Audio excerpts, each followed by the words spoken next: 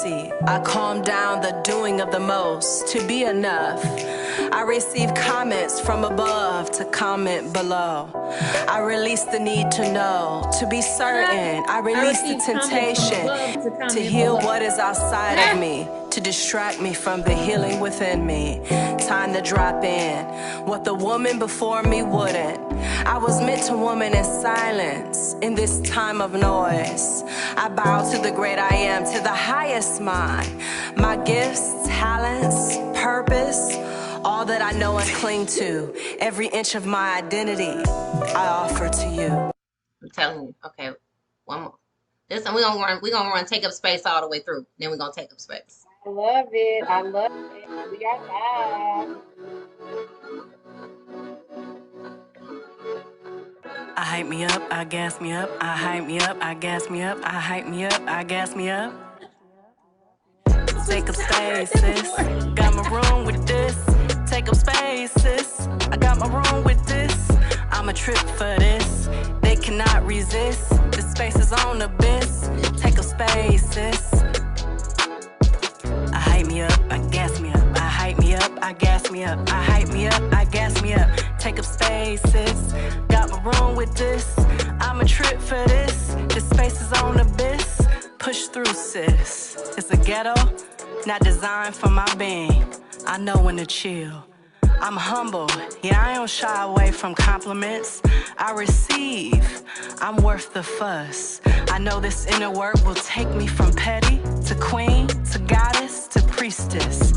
Competing and comparison, it's a no for me, dog. My growth is not duplicatable or copy friendly. I am powerful beyond measure. The version of me others created in their mind is not my responsibility. I normalize saying no when others want too much from me. I uproot any soul ties of attachment that has held me hostage to lower paradigms of thought, feeling, expressing, and womaning. Take up space, sis. Got my room with this. I'm a fool for this. Rest is a revolution and a luxury. I'm learning to step out of survival mode. I wake up to my own BS. Awareness put me on. There ain't nobody to put me on. I am the blueprint. I allow others to tell on themselves. Their true nature will be revealed. That's what I gotta know. I love myself and others out loud. I am proud of what and who I love. I do the most for mine. I use my voice, my heart, my thoughts, my truth to speak up about what I want. I don't use coded language. I'm loud with it. It's noticeable that I'm no longer stuck in chapters with women who don't match my vibe. That's on period. My love language are explored by genuine connections. I'm worthy even when I'm bored, even when I rest, even when I am confused, even when I'm still healing. I feel so right and enough, and that feeling won't stop. Sis, my intuition said what she said. I trust her now. I show up fully being the most. I won't over-explain myself. I am who I am. I bring what I bring. I said what I said. This energy though, I'm so awake to this big energy essence. Nothing will stand in the way of me asking for what I want. This is how my needs are being met. I won't explain why I'm so dressed up. I'm the most always. No matter how it makes others feel or think of me, I'm gonna take up space. Honey, I ain't shrinking a kid. Take a space, sis. I got my room with this. In the boardroom, in the bedroom, in the Zoom, on the IG, in my truth, on the beach, I'ma reach. I hype me up, I gas me up. I hype me up, I gas me up. Take a space, sis. Got my room with this. I'm a trip for this. They cannot resist. The space is. Listen. Love it. Telling you. Whole album is dope. She said even on the Zoom. Even on the Zoom. Like, I do the most. I do the most. I'm here for it. Listen. Yes. Oh, I'm loving that. Got it.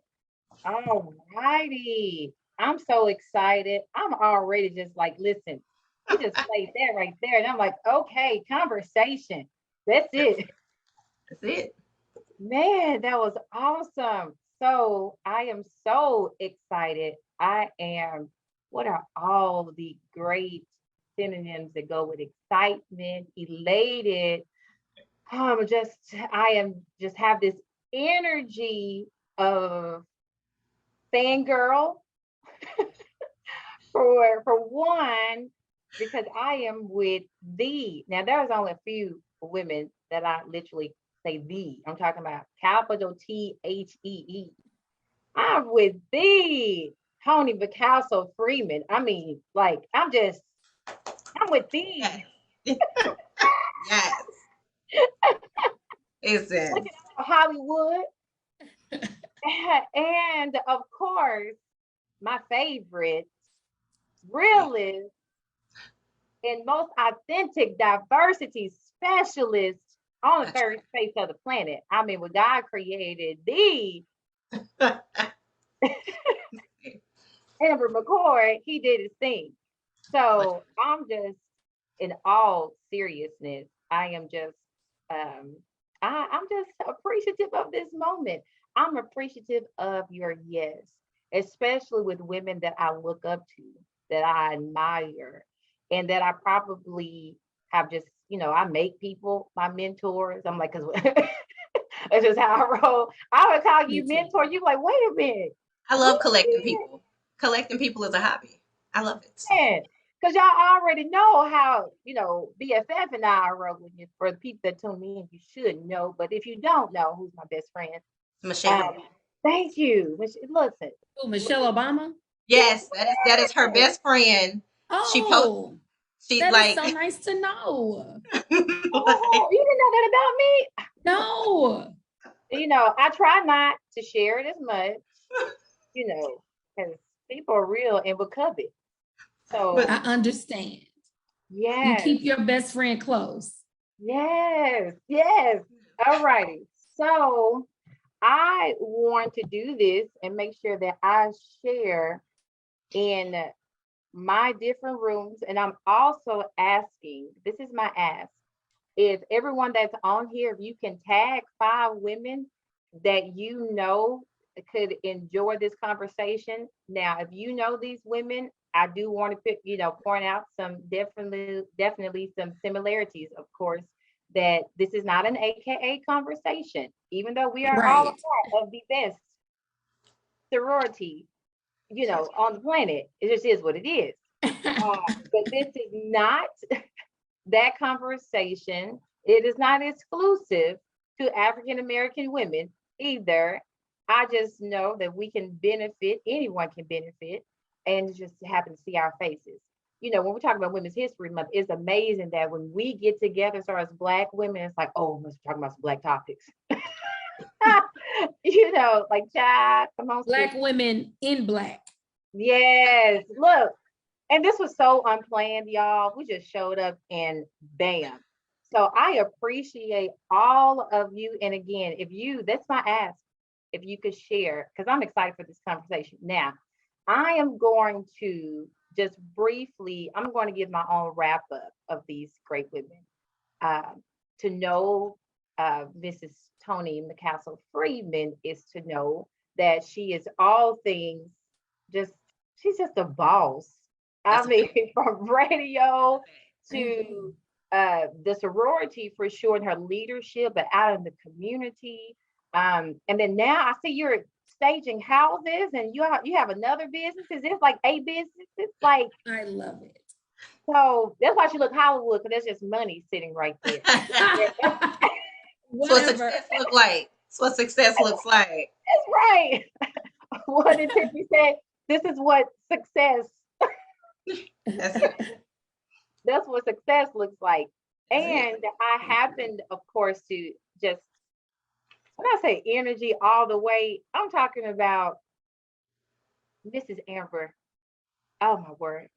She's just, I'm telling you, when I say you're authentic, just authentic pureness of what you do and what you give. I mean, she's out here doing documentaries and movies and trying to and saving Arkansas and ensuring that you know all about the diversity. Does not mean inclusivity. and nor does it mean equity. And honey, she is the person to lay it all out. But I have, when I say literally funneled their accomplishments in that sentence, just know that they are fabulous. I'm good. So again, Thank thank you you. all so much for tuning in. I ask, thank you all so much. Let me make sure that I give a couple of shout outs. My mom is on here, Carolyn Barnes. Love you, mom. My aunt is on here. I Let me got go one of look my because my mama still come to my recitals too.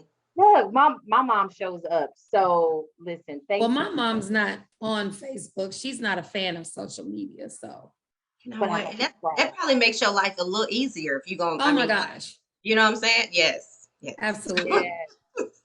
Look, my cousin Chantella, my baby cousin is on here. Pastor Mary Goffin has tagged some people. Mrs. White has tagged. Thank you so much. She says you're her favorite diversity specialist. Um, Adriana and Rebecca, my sis, my uncle David, and Isis. Isis. Isis J, thank you so much. I can't hardly see my phone. Y'all please don't do the Android thing. Okay. But for the 20 people that's on here, I'm trying to call out the names. Hey, Stephanie, Miss Fletcher, who's preserving history in the state of Arkansas. Thank you so much She for is. joining. So listen, I got some great questions. We'll see how we do. Well, let's just go ahead and get it started. So, this is Courageous Conversations for Action. And God led me to start these conversations in 2020 when we're in the height of the pandemic and the unfortunate continued unrest and with the killing of Mr. George Floyd. And I wanted to start having conversations but with the intentional title, Courageous Conversations, but for action, because we've done a lot of talking. And it is time for us to start moving, but then being honest. The conversations that we are actually having with our friends, that we are having behind closed doors, I was like, let's build a bridge, shine a light, and make a difference. And so let's have these conversations so that we can get to the solution. So tonight, as we are wrapping up the recognition of March as Women's History Month, but clearly not the end of the celebration of women, I am so grateful that these two powerhouse women that are doing big things in the state of Arkansas, and of course, they're just, all around, but, we're here and I'm just excited. So I told you I'm such a fangirl moment right now. Y'all, I got Tony, don't on here. So all right. And Miss, I already know Miss Amber. I'm so ready to laugh. Okay. I'm so ready to laugh. And I got my pen because I learn as I lead. And so you better know that I'm ready because I already know y'all dropped the nuggets. I So have here my we pen go. and my paper because as I went to the first the formal interest meeting for Alpha Kappa Alpha, I had a sister at the time told me, "Oh, you can't be here for a meeting with no pen and paper." That's And I right. and I have never been to a meeting without one since. So So well, let's rock and That's roll. right. So we're talking about Women's History Month, and the title of this, When Women Rise Together. Rise together, operative word. So I first want to start out in your perspective, what makes a woman her sister's keeper? What makes us responsible for the next woman? But I also want to add this onto that question. What are the boundaries in that space? Because as women, it seems like we're always here with certain things. So let's start it off. What makes a woman her sister's keeper? Or who we want to start off, Miss Toni?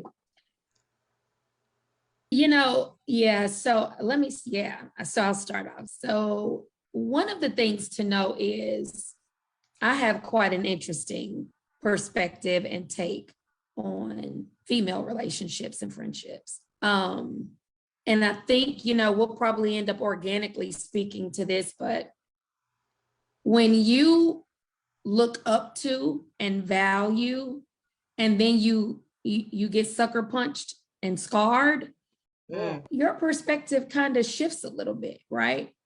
So I don't want to enter this real conversation pretending that, I feel all things are girl power honky dory.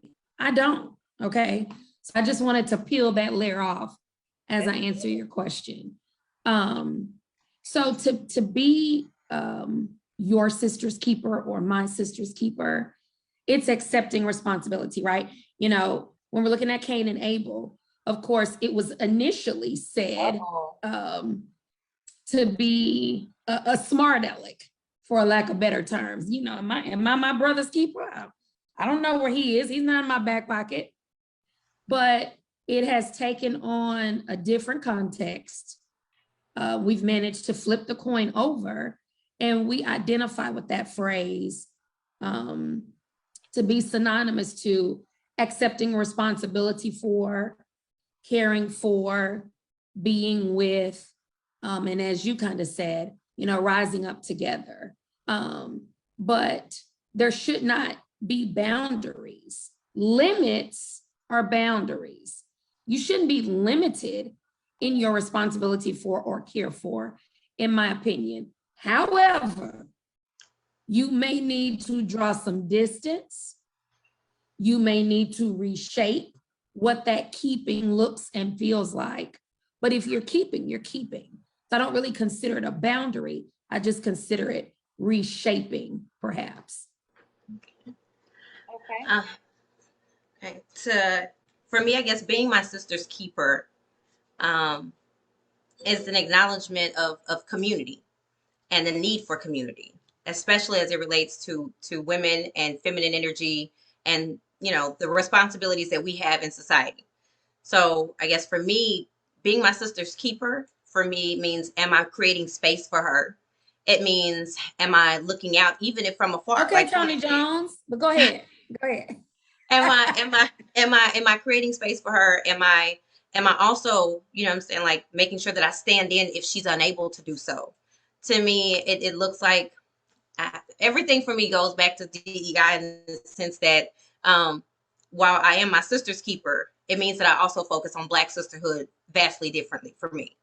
And I mean that not even just in a sorority standpoint, but that we've had movements like the feminist movement. And then because of that, we had to have the womanist movement where Black women felt seen. So while I am here for sisterhood and all spaces and all forms and being my sister's keeper, what that looks like by demographic is most certainly different for me.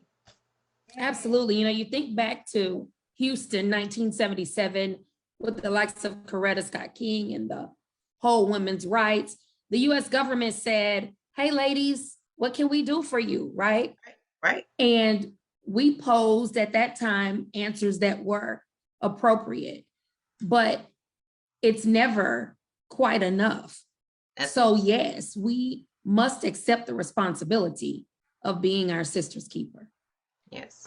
I love it. So creating space, recognizing that there is a responsibility, not limiting that, but reshaping how that looks and frames.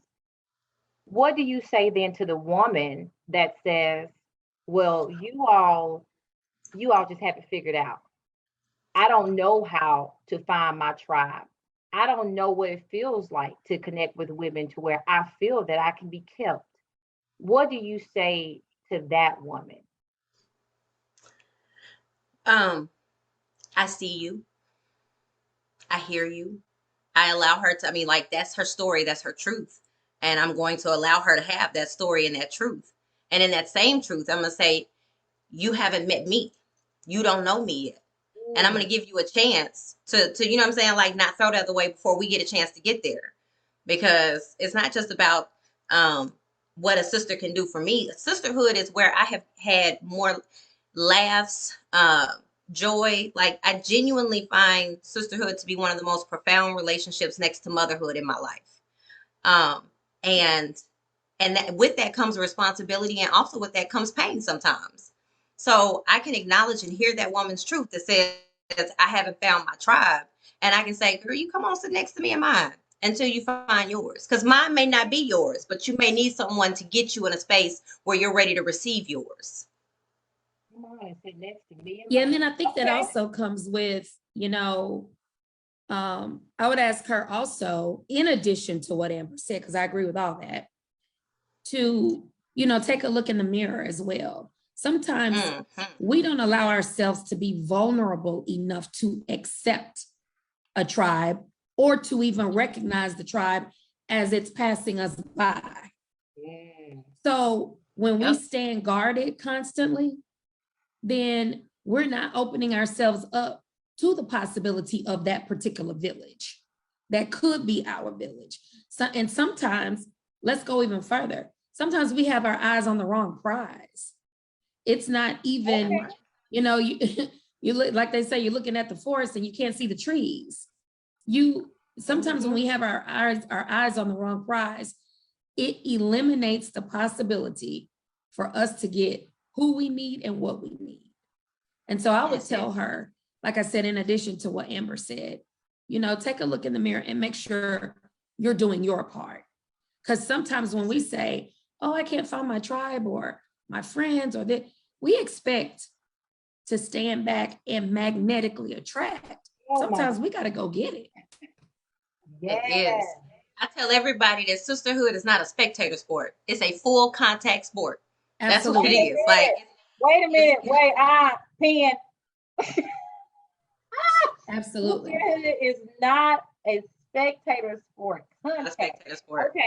Okay, I'm done. Go ahead.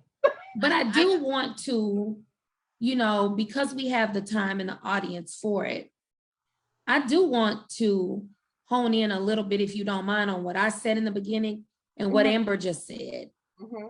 You cannot look at sisterhood is not always synonymous to a smile. Sometimes there is pain. Sometimes there are disappointments. So, you know, that doesn't mean that Amber's not my sister because she angered me, you know. So I just hope that people aren't looking for a sisterhood to always be laughs and jokes and good times, because it's not. Sisterhood is most certainly where I have gotten my edges snatched the most in love. Absolutely. You know what I'm saying? I tell people, I've said before, until and mind you, you all know, I've had a career in the spotlight for decades. In high school, in grade school, I was a cheerleader. I grew up in a predominantly white city, town, city, whatever. But I never experienced woman-to-woman hate until I looked for my sisterhood. I had never, now if it was out there, I didn't know. You know, Shanquetta may not have liked me. I didn't know it though, right? But once I found my tribe, oh, it became very evident that you can organically gain enemies. And you've not done much of anything but literally exist. I think in that, oh, sorry, go ahead. No, go ahead. I think in that same gaining of enemies or someone, it makes her no less my sister. And it doesn't mean that I won't show up for her. And exactly. And I tell you, like I had a situation years ago, and there was someone who we were in the sisterhood together.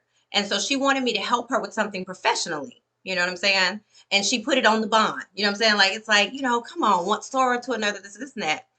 And because this sister had wronged me in the past, I mean, like, even saying that angered me. You know what I mean? Like, because I had been sisterly to you and you threw it in my face. And I called one of my sisters and she said, so you gonna let that person change the type of sister you are? You can't do it. And I did help that sister at the time. You know what I'm saying? Like, and that was one of those lessons for me that I'm gonna let you be you, but it's not gonna stop me from being me and the sister that I am. And it has nothing to do with letters or anything like that. I mean, like, just when it comes to women who and you are in your core. Yeah. That's it. I'm not going to let who you are stop me from being who I am. That's right. I love it. So talking about how we are in these different spaces, how do we cultivate? Because I love that. I love that perspective. I really want to dive a little deeper into it, but I'm just going to wait on it. So well, I don't know. Here I go. You're searching for this sisterhood, and you're searching to, I guess, scale, right? Your network and scale your relationships. In your journey, when you recognize that at the same time that I'm attracting, there's a positive and a negative to that attraction. So, in all of that dynamic, how then did you get to the point where you cultivated authentic relationships, whether that's professionally or personally with women? Because sometimes that can scorn. Like, I'm loving Amber's response. Uh, I think I'm getting there to that space. I know my patience is a little to where I do feel like I can help you professionally. Personally, there is like, no, baby shower. No, but congrats, sister. For you, because I love the kids, right? But no, seriously, in that, so how do you cultivate that authentic, right? To where you have peace as well, as you are being this great woman, you're helping your sisters rise in all these spaces. But how do we do that? I would say, you have to be true to you. You can cultivate a friendship by excuse me, by remaining who you are. Being true to yourself, but then, like we said before, being vulnerable, that allows for cultivation, and being open and honest. We cannot, as sisters, continue to try to keep up with the loves and the hip hops. We can't continue Right. to try to keep up with the Real Housewives of Pine Bluff. Like, that is not going to cultivate. All of that is a mask. So if you take your mask off, which goes back to being vulnerable, then you can, it's easy to cultivate relationships, to be honest, because your natural kind self is going to come out and shine and connect with the next person. That's my opinion. Mm-hmm. I love it. I agree. I think that the soil that Toni is talking about is that it's authenticity and vulnerability and integrity.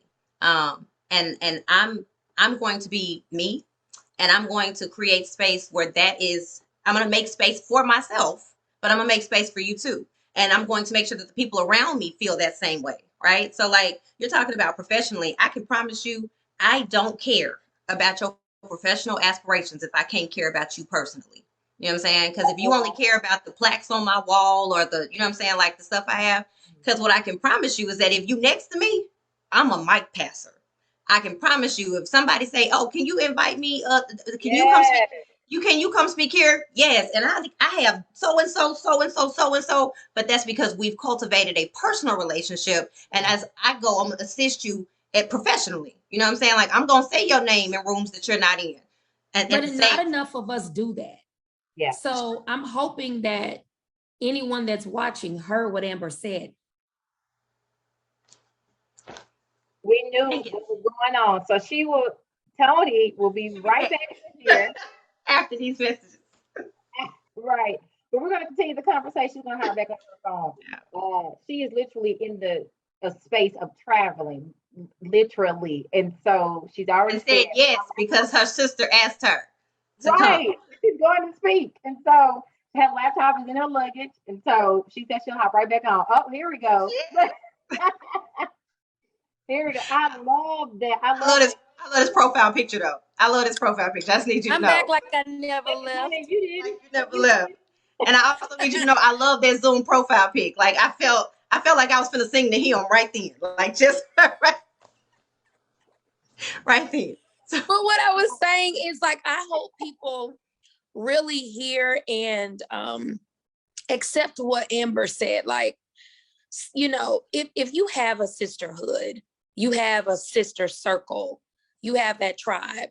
Represent for them when they're not present. And it's okay to celebrate a sister.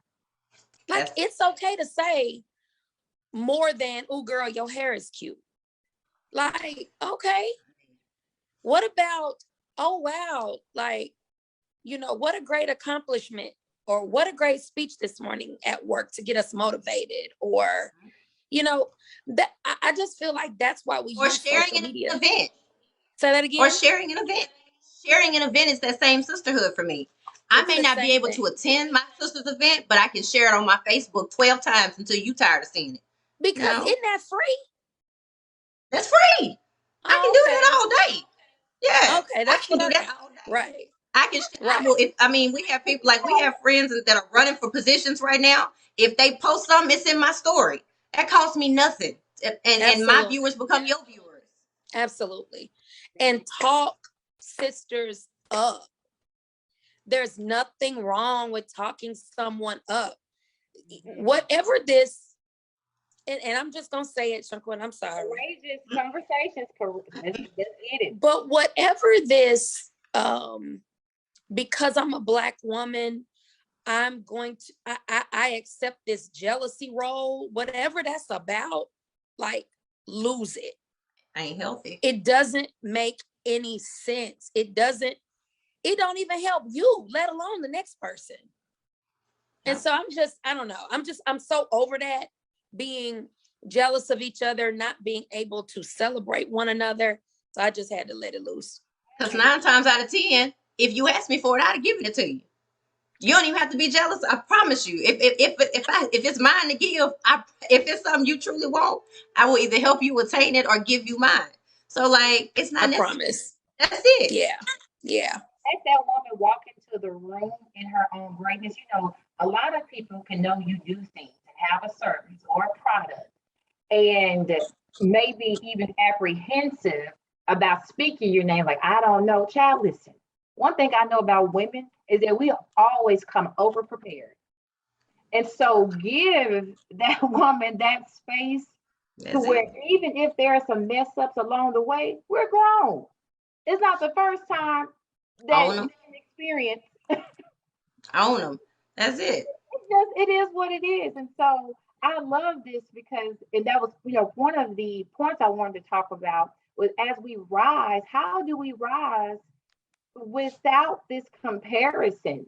I know that I really am a firm believer that God was an equal opportunity creator, that you have gifts, you have certain gifts you have that you're endowed with, and that it's the togetherness absolutely allows us to rise. And so I have a skill set that you may not possess. You have a skill set that I do not possess, but guess what? When we come into the space, nothing lacking.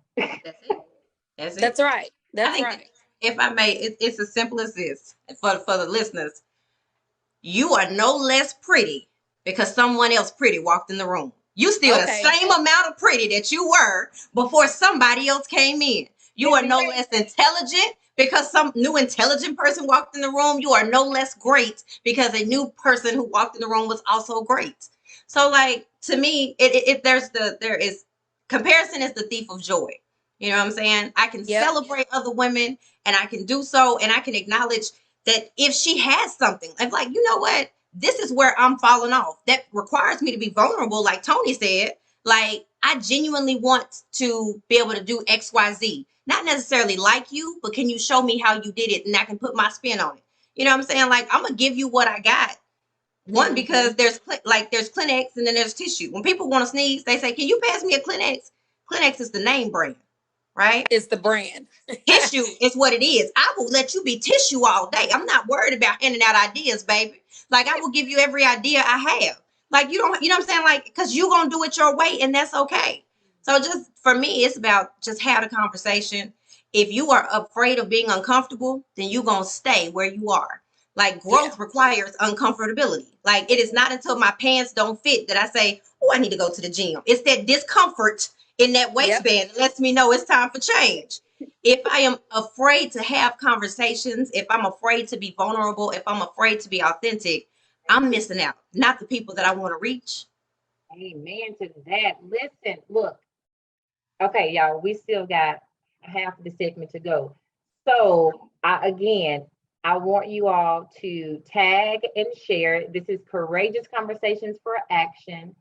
I am with the Toni McCastle Freeman and the Amber McCoy. And as you all can see, the only thing I have to do is just say one, like four. That's all. That's all I have to do. My job is so And another thing, no. it's so easy, but seriously, that is my ask of you all. If you would share, and please share, and thank you all for the comments, and engaging. I'm just so grateful for that. Please again continue to share. So let's get right back to it. Can I ask a question? Can I Yes. ask a question, Toni, Shaquetta? I don't. You may not know, but I'm gonna tell you. I am currently curating an anthology on Black sisterhood. It's called Dear Sis, I Love You, and it will come out. And it will come out later this year. And I am simply collecting stories from Black women. It doesn't have. It could be a poem. It could be a letter. It could be whatever it is that you would like to gift the next generation of Black women as it relates to sisterhood. Like, that's it. So I'm going to give you all the information. If you'd love to participate, I would love for you to submit your stories. And That's cool. just know, dear sis, I love you. That's cool. Love it. I told you, Powerhouse. He'll be on Netflix with a documentary soon. So look, we're talking about. If I'm on it, y'all going to be on it with me. Because I don't go nowhere by myself. Yeah. Hey. And I know that to be true. I promise you, I personally know that to be true. So look, as we're celebrating women, can we just talk about it for a moment? And it's Courageous Conversations for Action. I don't know how we got here and how we continue to get here. So if I had to have a trivia, we're gonna just do a trivia moment for the audience. Who were the initial igniters and organizers of the Montgomery bus boycott? I'm going to go. Let's see here. All right, I got to see for the audience. I want to see the audience. I saw my line sister Charnay is on here. So this question is for the audience? It's for the audience. Look, because I'm about to just start, I'm finna start naming folk. I'm just finna be like Dorothy Height, Fannie Lou. Like, I'm finna just. Oh, well, she already commented the Black women in the church. There you go.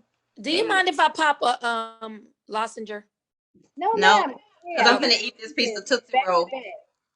So the reason why, and I could start calling, but I wanted to just highlight that real quick because most people, and that's what I was looking for, but I think I was kind of giving them the hint that maybe it wasn't, so they just did. Because I'm sure most people would have went ahead and placed in the comments, Dr. King or Dr. Abernathy or people, the men, when it's always been women that were strategic and organizers of great movements and have been literally the yin to the yang. And so what kind of trips me now is the sentiments that if you are now women forward and women lead and you have women organizations. I started a group for Black women entrepreneurs called Overcup. I literally had a Black businessman tell me, well, don't forget about the brothers when you're in these spaces since you're being invited to places now. And then I literally had a white businessman to tell me, well, what about the men? And so this happened in 1 week. And I told my pastor, and I was just talking to some different people, and women and me and my mentor. And I'm just trying to figure out, y'all, where do we get to where if we're for women unity, that we're somehow anti-men? Make it make sense. When we have operated in a system built on patriarchy, sexism, misogyny, and then explicitly misogynoir, which is the hate of Black women, that when you talk about women, Black women, we haven't just, it wasn't just the civil rights movement. Black women have been at the helm of every movement on American soil. Suffrage, Ida B. Wells. LGBT, Black women. Civil rights, Black women. Me Too, Black women. Black Lives Matter, Black women. So we've been here. We've been creating moves. And as Melissa Harris Perry said, we've been the mule of society, because we drag culture along to where it's time to go. And then when we get there, everybody go, well, look at that. We have arrived. But then when we say, no, we still need XYZ, then there's an issue. So we got here because Black women especially have always been exploited for our labor and our fruits. Whether we're talking about the 3 enslaved women, Antarctica, Betsy, and Lucy, who had multiple surgeries performed on them by the father of OBGYN, Dr. Barry J. Sims, you know what I'm saying, to now, then Black women have always been fighting for the culture, been fighting for the movement. But anytime you seek to highlight our experience and to seek for liberation, then you are inevitably at odds with patriarchy and sexism. And that's why there's an issue. Woo. Honey. Couldn't have said it better. I mean, that's just the truth, you know, and society continues that tug of war. That's it. Yeah, that's it. That was a whole look, that's a whole dissertation. Indeed. Y'all can join. I'm teaching a course at the Clinton School called Down with OPP. Y'all are welcome to register. You know what I'm saying? OPP stands for Oppression, Power, and Privilege. Yes, this will be my 2nd year. So it stands for Oppression, Power, and Privilege. I love it. I love it even more because the dean will call me and be like, you down with OPP? And I'm like, you know me. Like that. Oh, I love that. Okay. So continue on in your greatness. And what does it mean? As we're talking about women rising and how we rise together. So this is a segment where I want to we're talking about this false anti-men agenda that's been perpetuated when strong and, when women, I don't even need any descriptors with women who decide to say and make a decision that things need to change, and they do so. I intentionally, let me go over here because I don't think y'all see. Hold on, y'all? I see Kamala. I see. Yeah. Okay, that's all. Okay, I just want to make sure people saw that. Y'all know my magazines don't usually go like that, but today it's vertical. And when we're talking about Kamala Harris, Madam Vice President of the United States of America, would speak of my best friend. You all know that. That's a trivia, but it's really not a trivia. Michelle Obama. And, I look at Judge. Ketanji. Yeah. Oh, I just had to do a pause. I know, right? These Awesome songs. Brown Jackson. Woo. But how do you have these great women educated, served in multiple capacities of leadership and scholarship? And it seems that when they get in spaces, and that's at the high level, but it's the everyday experiences of other women that, again, wants to not be in this, especially in the South, this cultural paradigm of what a woman should be. But you're labeled overly ambitious, mean. They want to say another word. They say another word for it.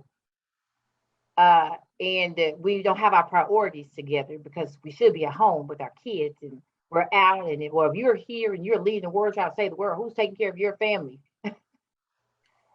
So why? I understand because we just had the dissertation. So let me reframe the question into, then what do we do to still stand in this greatness and say, I hear what you say. I see what you are saying. I'm feeling it. If we think about the Senate hearings, you're deliberately disparaging, deliberately being ruthless. Like you just, it's all deliberate. But as we rise, how do we stand in our truth and in our greatness? Well, I just want to say, let me hit on the first thing that you said and all the descriptives, right? Yeah, we mad. It's okay. As hell. You know what I'm saying? Like, people like to say, oh, the Black woman is just angry. And a lot of times then we get defensive and it's like, no, that's not. Yeah, we mad. Yeah. Mm-hmm. Uh-huh. And so Upset. I wanted to make sure that we pause on that for a second and deal with that reality. Yeah. It's okay to be angry. Now, what you have to do is make sure that you properly disseminate that energy, right? And make sure that it's going and connecting where it should. Mm-hmm. But I don't want us to continue to try not to be angry when we are angry, or try not to be mad. We don't have to be mean when we're mad, but I'm not going to pretend that as a Black woman, I don't have reasons to be mad. I'm not going to pretend like that. Okay, I pause. Yeah. I passed the baton. Love it. Well, one, I love that because I tell folk just like that there are times where I am angry, Yeah. and have every right to be. I am And it's justified okay in my to be anger. okay. That's it.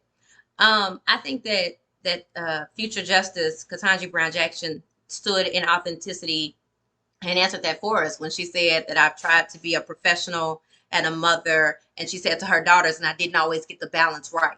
Right. That to me is the authenticity that is required. Like, I absolutely adore my two sons. They are 18 and 16. And there are weeks like this one where I've had something every night and I didn't get to make it to my baby's trial sermon. So I had to watch it on Facebook. And all I can say is some days, baby, I don't get the balance right. You know what I mean? Like, it means that I'm not going to count myself out. I'm not going to disparage myself. But it also means that I, as a woman, and particularly as a Black woman, have to remember that even my rest is protest. That even me saying no is protest against the agenda.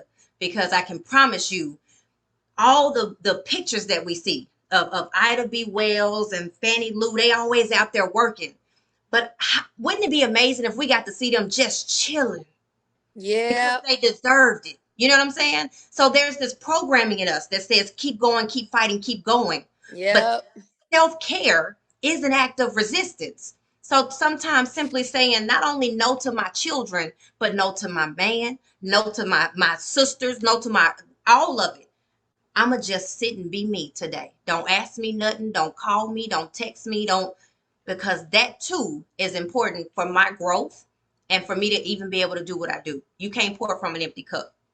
And so going back to the sisterhood piece, to your tribe, we have to accept and respect that. Yeah. So when it's time for this sister to shut down and I need her, I feel like I need her, I have to respect that she needs her right now. Yeah. And so, we got to be able to that's the new thing too, right? Self-care. I ain't heard self-care so much in my whole life as I have in the past 2 years. But you can't just expect, because you're taking care of you, for the world around you to stop. That's true. But world around you, stop. World around her, when she's taking care of her, stop. Let me be. And let her take care of herself. I think it's also that she's gonna be no good to you if she can't. But it's also my sisters calling me out. The women closest to me, they will say, "What you doing? We got this. Go sit down." And I'd be like like literally. So I like to have what I call sip and sis, or Black Girl Healing Spaces. I'll make sure y'all get the link, because Zoom, during 2020, I started these Black Girl Healing Spaces because I just felt like we were going through it collectively. You know what I'm saying? And there wasn't a space to be able to just say the thing, because I'm going to say the thing. People pay me to say the thing. But you know what I'm saying? Like, my friends and my sisters didn't feel like they were having spaces to, you know what I'm saying, say the thing. So we started having these, and and I love facilitating them. But there was this week where there was like a death in my family, some other things going on, and all of that. And we were supposed to have a Black Girl Healing session. And my sisters were like, "We can handle this." And I'm like, okay, hold up. No. I mean, like, listen, I'm going to just jump on. And they was like, we got this. And it took me 2 days to even say yes to them facilitating it, like genuinely, because it was like me not wanting to let go, you know what I'm saying, of something that I love and all of that.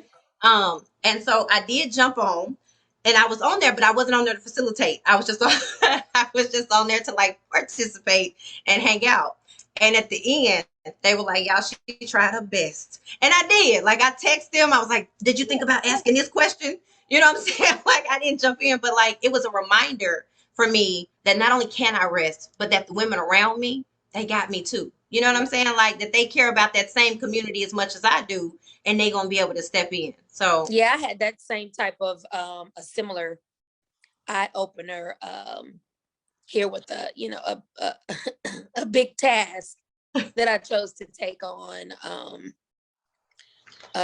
between, I don't know, I guess the months of December and just a couple of weeks ago, up until a couple of weeks ago. And so I have this group of sisters, and I call them, they don't like this, but I call them my sorkle, because they are my sorority sisters, and it's our circle. Anyway, they don't like that, but they know that's my term. But anyway, and so you gonna keep they kind of had to check me a little bit. A couple of them had to check me because I was stressing out and I was trying to take on all this stuff, and they were like, girl, like, we got you, just tell us what you need. And so sometimes that leader in us, kind of turns into a little control freak monster. And we forget just what you said, Amber, that our friends do have us. They got us. They do. Let me shout out I have soon to be Dr. Rebecca Jones and Candace Brooks. Let me just shout them out because y'all, since you gave yours name, I'm gonna call them. They're my rest sisters. When I say they will tell me in a minute, like I just hosted my 6th annual nonprofit conference. And first of all, ma'am, I can't even keep up with your LinkedIn. I just need you to know that. Every time I think I have shared something from you, I'd be like, oh, we got something new. Hold up. Like, I don't even know how you do what you do. Please no. I can't even. The Judge Jackson statement hit home. Let me just say that. It hit home for sure. But you need those women in your life to say, pause, or I got it, or understand the value that what your no means to you, that it's so needed, that no for you is like, you give her some time, you give her 2 days, and you give her 2 weeks. When we come back around and when she says yes to us, amazing. But you know how you can only get that? And I love what you said earlier and what you both have spoken to. Authentic relationships. Being, first of all, authentic to yourself and say, I had to call my mentor the other night. I was in the closet. I got done praying, but I just didn't want to leave. Because I knew as soon as I stepped out, y'all know how many kids I got. All them other hats. It's all the other hats. Want to be on. And I just called my mentor and I was like, just talk. I'm listening, just talk. But that's what it's all about. When women rise, their vulnerability.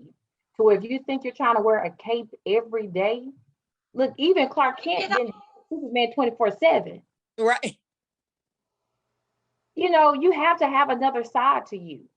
But I want to share this. I got you just because we're in this space, right? Not to talk about, we're not going to go down this rabbit hole of Will Smith and Chris Rock. Yeah. But this is what I really do want to ask. Okay.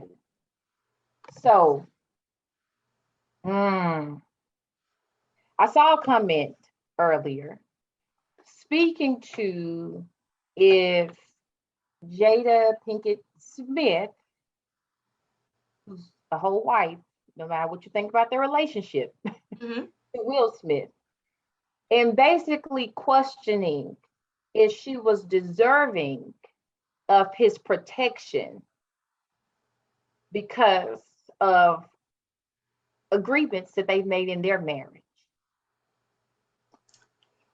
So here's my question to you. All this backlash, and I know you've been reading it, that everyone is kind of pointing and shifting the blame of what happened on Jada Smith and her entanglements. And so I wouldn't, run up for no one that everyone can run up. It just it's all of these. I'm looking at these memes and I'm disgusted, not choosing sides. I'm disgusted at the visceral attacks. But why is it that women are less likely to be praised for the success of their spouse, but the first to be demonized and blamed in his failures? We got the cough. Wait a minute. You mean, why is it that we praise, or men are praised when they say, you wasn't with me shooting in the gym, when that woman wants, what I'm saying, like half upon departure of unions and such. Well, that's because we don't value women, period. Like, for me, it's not even just about Jada and Will. I don't care about your thoughts about Kim Kardashian and how she became famous. I genuinely don't care whether you like who she's had sex with or not. If her ex-husband is stalking her, terrorizing her, and doing mean things to her, he is wrong, even if she's a slut. Guess what? Those two things can be true at the same time. So there's that. Their union, their union, as in Will and Jada's, that's them. What they've chosen to share, that's, what I'm saying, like that's them too. What I think is true is the meme that I saw that said it's even more apparent that Black women feel so unprotected that an unhinged burst of aggression looks like protection. I think the question is, Malcolm X said that the Black woman was the most unprotected person in America. That was like in 1967. It ain't changed in 2022. Breonna Taylor still don't have justice. We know damn well Sandra Bland didn't kill herself. Atiana Jefferson was sitting in her home. Corin Gaines was minding her business. And Sally Mae around the corner. Don't forget her. All of them. Like, just all of them. So the issue is how he went about doing it, irrelevant. Right. The narrative that is being heard, or all the underlying thing, is that Black woman don't need protection. I don't get it. That's it. I'm not saying, like, I don't care whether you think what Will did was wrong or right. That's irrelevant. I don't care whether, that's not the point. It's about, do we think Black women need protecting? And if so, do it more, and those outbursts won't look odd. And then I like to play the devil's advocate and turn that coin over. I agree with Amber. I just, in my profession, I'm used to, if there are multiple mics, then there are multiple takes, right? Multiple versions. Okay. So though I agree with what Amber's saying, I have to think about the people that are paying attention to us right now. And you have to ask yourself on the other side of that coin, what are we doing as women to deny the protection? What are we doing as women to say, I'm a woman, I don't need to be protected, I got this? So I think sometimes when it comes to the role of the man, the role of the woman in the relationship, you have to make sure that those roles are being properly represented. So one of the things that many of us have been saying, and I'm pretty sure you all have too, the night that occurred, we saw Jada, right? And then we simultaneously saw Will, right? Then the cameras cut back to Chris, And as Chris is talking, he says, oh, oh, and we see Will's back approaching Chris. Mm-hmm. The question has always been on the table. What the hell happened between the laugh? Oh, I'm sorry, Shankar. I forgot we're on Facebook. I didn't mean to say that word. But what the heck happened between the laugh, the roll of the eyes, and going to the stage? To me, that's the part of the relationship that we're missing. We don't know what happened. Okay. We don't know if she said, go check him. We don't know if he just shifted and looked and was like, oh, that hurt my her. wife isn't happy with that. Mm-hmm. I need to stand up and protect her. So it's been very difficult for me to even speak on any of it because I'm still stuck on what happened. Mm-hmm. What took you from a laugh to a slap? So to answer your question, I don't feel like as women, we present ourselves enough in a way that allows our men to protect us. Mm. I think sometimes we act too tough. I'm one of them. That's why I can say that. I think sometimes we act too tough. I think sometimes we're a little too independent. We don't know how to accept protection. So it's like I said, that's a little shaky subject for me. I don't really, without having seen. I was like, may I, Shankar, before you jump in on it? Okay, go ahead. Yeah. I guess my thing is also, Toni, is it more often than not, the women that I see that are, like you're saying, independent or strong are not that way because they want to be. It's because they've had to be. It is a societal, you know what I'm saying, like shaping and sculpting that has caused us to have to be the strong Black woman. Sometimes an expectation. And even to our detriment, you know what I'm saying? Right.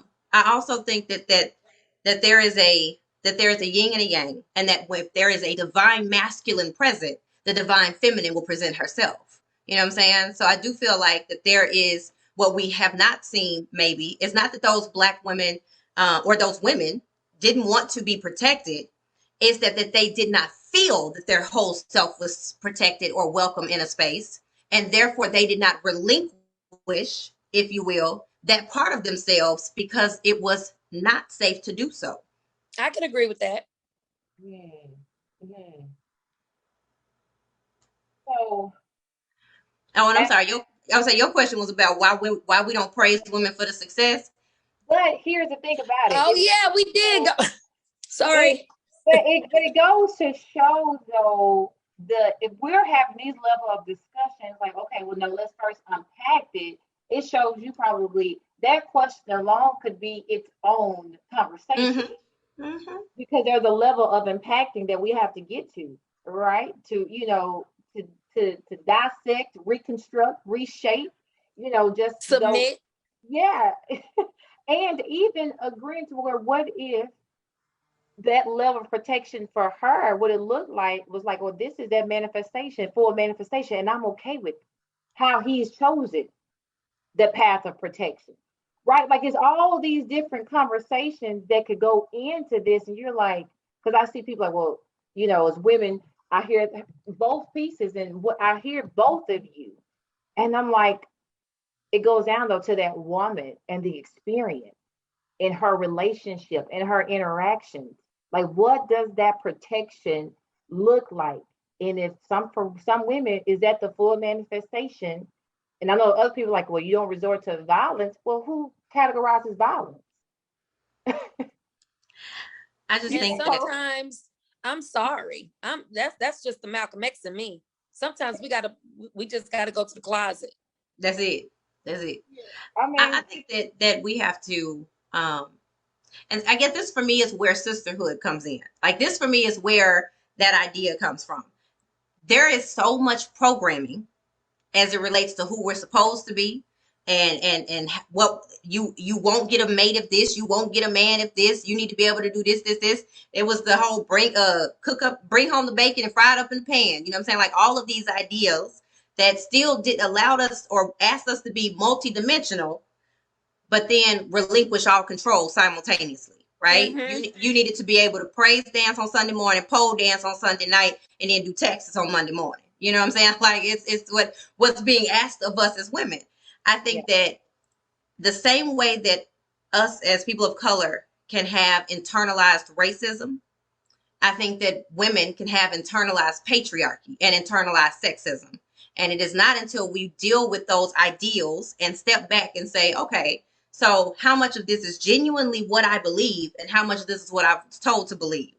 When little girls are younger, we put baby dolls in their hands. But if those men touch a baby doll, the little boys, put that baby doll down. Doesn't he need to know how to cradle a baby? Does he not also need to know how to be nurturing and caring towards his children? So it's the programming that we start even at this age, you know what I'm saying, that we need to start breaking and acknowledging what it's done to us at this age. We tell at college, by the time you get to go off to college, women are told you need to go ahead and you get a degree, but you find you a man. Find you a man. Find you a man. And men are told you grow up and you be successful. You be successful, but then we don't say, now you find you a wife. Now you find you a wife. Now you find you a wife. And what you find is at 18, you got women who are like, oh, I'm finna get me a husband. And men who are like, I'm finna smash everything until I have my job and my wealth. You know what I'm saying? Like, because the programming has been different. So until we're ready to start programming differently in our own communities, in our own homes, then we're going to have a problem always. And until we are ready to be intentional about supporting one another and having that understanding that what you have experienced, what I have experienced, those are our experiences. And they're your realities. Yes, yes. And I do believe that as adults, the older you get, there should be a disconnection from what people owe you. Yes, people, especially from our childhood, you had trauma, you've experienced some stuff. I get it. And I'm not invalidating that at all. Right. But at some point in time, that's yours to carry. You do, and you have to disconnect yourself and say, I owe it to myself. And I owe it to the women that are around me, and I owe it to the children that I'm rearing, that when I rise, and the need for me to rise is because I'm not a mistake, that I have purpose, and that the only way that I can get to that and get to that level is understand that I am not a solo act, that I have to surround myself with awesome, wonderful women, because honestly, she pulls it out of me. But sometimes it's not awesome women. Sometimes it's women that you know ain't awesome. And that's the truth too. That is the truth too, to where people can teach you how not to be. Oh, absolutely. Absolutely. I tell a lot of people all the time, my first radio job, it didn't end well. But I'm so glad it ended. Because I was able to go to another radio job that made me a household name, right? But the first one, I learned how not to be. Don't get me wrong, because it birthed me. I learned a lot of what I should do. But I definitely had a lot of takeaways on what to never do, what not to do in the workplace, how not to treat people, how not to treat another Black woman in the workplace.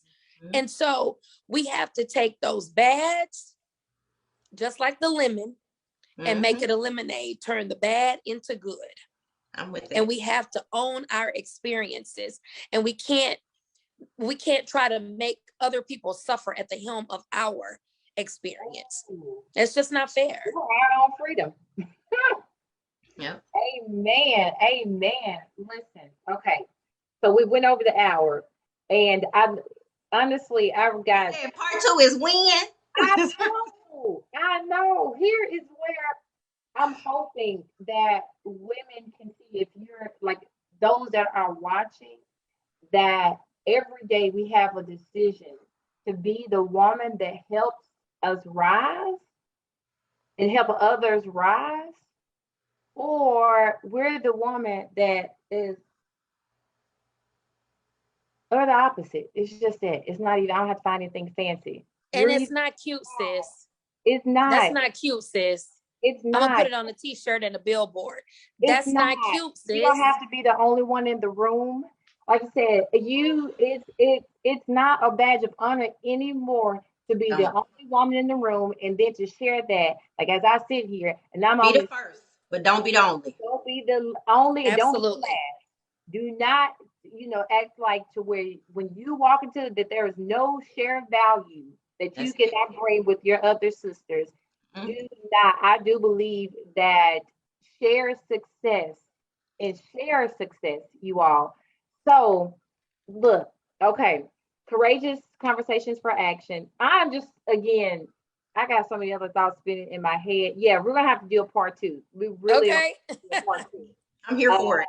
I really do want to get into more about just the authentic sisterhood and what does that look like, and how does that fellowship, how do you, what does that fellowship look like, and do we create barriers and all this stuff. So all this other good stuff that we need to get to. But I will say this before, when women rise together, we do phenomenal things. I'm reminded of Maya Angelou that says in the poem Phenomenal Woman, that when you see me coming, it ought to make you proud, Yes. right? And I love to see us coming. Like Hey. I love to see it. And I'm here. I know for myself, I'm here because of great women in my life. And I talked to my grandmother today. Yeah, my grandmother. Bless your heart. My twin. I'm her twin. And I can see in the grandkids on my paternal side, we all have a spirit of her. And I have her spirit of advocacy.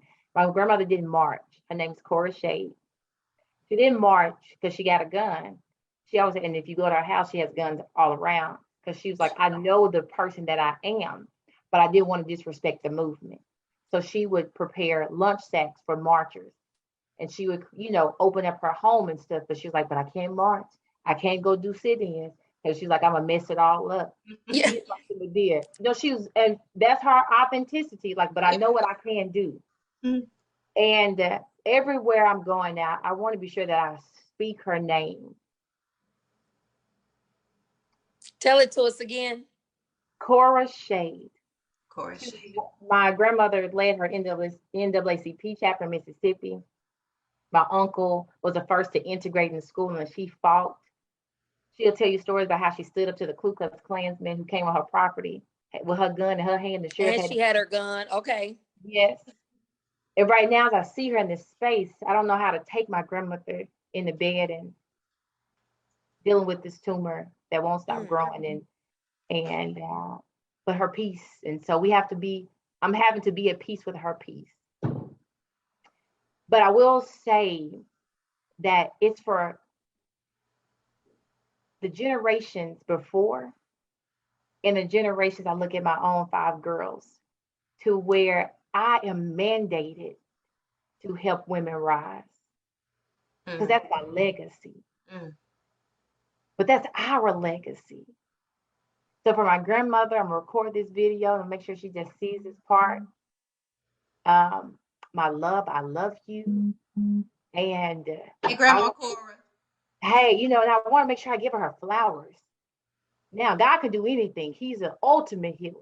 But whatever he decides, I know it's his will.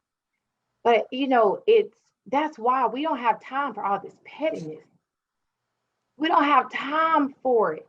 It is so disrespectful to the women now who have to take their rest, who've done so much great things for us, to disrespect their work. So I'm making my mission. I can't disrespect her work. I'm so grateful to be surrounded by women like the Toni the Castle Freeman and the Amber McCoy, who don't disrespect the work of the women that came before us. Try not to. I try not to. I promise. Better when we rise together. It's point blank simple. We rise better when we rise together. So, last 60 seconds, take us out. I always end courageous conversations for action. for you to tell us your courageous action. So here's a question before you to finish the sentence. I guess I should say not question. My courageous action to help women rise together is. Take the first step. To take the first step. That's something that I don't know. Everybody blames everything on the pandemic. So I'll blame it on the pandemic. I'm not gonna blame it on alcohol, right? So I blame it on the pandemic that I have been motivated to just step on out there, and take that step. And I'm doing it with this vision in the back of my head that I'm helping someone else take a step. So that's my response. I love it. So, Miss Amber, my courageous action to help women rise together is. For me to continue to heal and then continue hoping and helping other women to heal.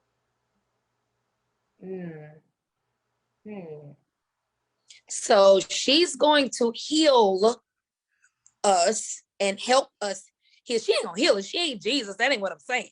Mm-mm. But she's going to provide mechanisms and tools and spaces for us to become vulnerable and heal. And I'm going to take your hand and we're going to take the first step. Okay. That's it. We're going to do it. We're going to do it. And then I would be there to say, hey, y'all, let's come on. I'm connecting peace. Like, y'all, oh, they're leading the way. We're healing and stepping. You will be somewhere in between doing this, trying to hold everybody together. That's what you That's my healing and stepping. Healing and stepping. Yes, I know that I'm called to be connected. Now on that space, like that's been my prayer, to be a power connector. And so, I need that to be the next regional conference theme though. Healing and stepping. That's what I need to see. No, seriously. I was thinking when I go back and I post about this, I'm going to use hashtag healing and stepping. I love it. So healing and stepping. That's a vibe. That's a whole vibe. Yeah. And hashtag being courageous in that. No fear. Just results. You can have fear because you cannot have courage without the presence of fear. Right. That's okay. You can fear a little bit, but we're gonna keep moving. Like Toni gonna keep us moving, even while we're afraid. We are overcomers. That's courageous. Thank you so much, y'all. Thank y'all. Oh, my word. Thank you all for just being you. Thank you. And thank you for allowing me in your spaces. I appreciate that so much. I don't take it lightly that I can call you and that you say yes. Wow, that's powerful. Yeah. Like to even say that and acknowledge that just really is a tearjerker for me, because we just kind of take for granted the fact that, oh, I can just call, but that means a lot. And I want to thank you for saying that means a lot to you. That means a lot to me. Oh, thank you. You all are, if I don't tell you enough, I hope you know how much I admire you. Oh yeah, girl, I love you to death. But I want you to know that I appreciate you not only acknowledging that, but knowing that it is because it is not only just because it is you, but the caliber of and the expectation of excellence. You know what I'm saying? The reason that I feel comfortable saying yes, even if it's a late ass, because it's you. You know what I'm saying? Because there are a lot of people, especially, I know Toni gets this all the time. People want you to be a part of stuff. And then you get there and like, oh, I didn't say yes to what I said yes to. I don't ever have to question that when you ask me to show up somewhere. So thank you for doing what you do at the level at which you do it. Absolutely. Thank you. I'm both. Nice made. Okay. Listen, and it's recorded. This is recorded. So look, it's that. Replay. Don't let me start. Y'all get up there, honey. I will take a clip. Like, oh, I know these. You better clip it. Listen, just play it. The next time somebody come for you, be like, hold up. And just let, Did you hear that? Here's my receipts. there you go. I got receipts. That's it. you. But now, thank y'all so much. Thank you to every great person that has tuned in. I'm ready. I'm trying to read the comment. Time to take this on the road. That's Rebecca. That's a soror too. And y'all, she pushed Hey, Rebecca. like no other. She will have me, I promise you, in Turks and Caicos doing this. I love it. You gotta have those. You gotta have those sisters. You do. Thank you. Thank you all so much again. Thank you for tuning in. Thank you for your presence. And during every fourth Thursday of the month, Courageous Conversations is back. And so I am just looking forward to just continuing to have great conversations with great people. I'm also looking for great topics. So if you all have topic ideas, inbox me. If you have different guests and panelists that you know can add value to this conversation, let me know. I'm just so thankful that everyone that I've asked, I know, because I know great people. Like I don't have a testimony of not knowing great women. Like people. I'm not an anomaly. I'm like, do you know my circle? This is not everyday norm to have great, So I'm so thankful for that. Well, anyways, I'm like, y'all know I'm churchy. It's like my third. I really am gonna send y'all the information for the anthology. So Oh, good. Yeah. Your Sis I Love You coming out late 2022. So got it. You know what? And I need to do that because if not for anything but to have my grandma in that space and to just share the stories because I want to. And she's also in Chicken Soup for the Soul. I need to order that copy, but she's in there telling about the story of her integration. And yeah, my grandma. okay. Grandma well, will you please like give Miss Cora a kiss on the jaw for us? That's it. I pray I get to see her next week. She's in South Carolina. My dad is and my bonus mom are caretakers right now, but she should be back this way next weekend. So yes, I'm gonna call her tomorrow and just share. Like I spoke your name and just started sharing, and I thank you. I thank y'all. Thank you so Absolutely. much. Thank you. All right, y'all have a great evening. I'm going to be ending this live. So thank y'all. Okay, have a good night. I need to get a snippet before we need to get a screenshot. Okay. All right. You ready? You'll send it to me. Amber, do you have my number? I do.